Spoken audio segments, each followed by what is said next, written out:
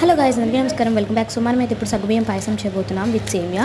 So ఎలానో చూసిద్దాం. ఇలా కనుక ట్రై చేయాలంటే చాలా బాగుంటుంది. హాఫ్ కప్ సగ్గుబియ్యానికి ఒక కప్పు నీళ్లు పోసుకొని పావు గంట పాటు నానబెట్టుకోవాలి. ఇంకొక గిన్నె తీసుకొని అందులోకి నెయ్యి వేసుకొని డ్రై ఫ్రూట్స్ వేయించుకోవాలి. తర్వాత అదే గిన్నెలోకి కొద్దిగా నెయ్యి వేసుకొని సేమియాను కూడా వేయించుకొని పక్కకు పెట్టుకోవాలి. ఒక గిన్నెలో పావు లీటర్ కానీ అర లీటర్ కానీ పాలు తీసుకొని పాలు మరిగేటప్పుడు మనం పావు గంట పాటు నానబెట్టుకున్న సగ్గుబియ్యాన్ని నీళ్ళతో పాటు వేయాలి. సగ్గుబియ్యం 10 నిమిషాల తర్వాత కరిగిపోయిన సగ్గుబియ్యం ట్రాన్స్పరెంట్ కలర్లో రావాలి. తర్వాత అందులోకి ఒక 10 నిమిషాల తర్వాత సేమియా, అలాగే మనం వేయించి పెట్టుకున్న డ్రై ఫ్రూట్స్, మీకు కావాలనుకుంటే ఏదైనా కలర్ కూడా యాడ్ చేసుకొని ఒక 10 నిమిషాల పాటు మరగపెట్టుకున్న తర్వాత అందులోకి ఒక యాలక వేసుకొని ఒక 2 నిమిషాల పాటు పొయ్యి మీద ఉంచుకొని బంద్ చేయాలి. తర్వాత వాటిని మంచిగా ఒక గిన్నెలోకి సర్వ్ చేసుకొని తింటే చాలా బాగుంటుంది. Don't miss to try it. Super. By by. Ishq you all.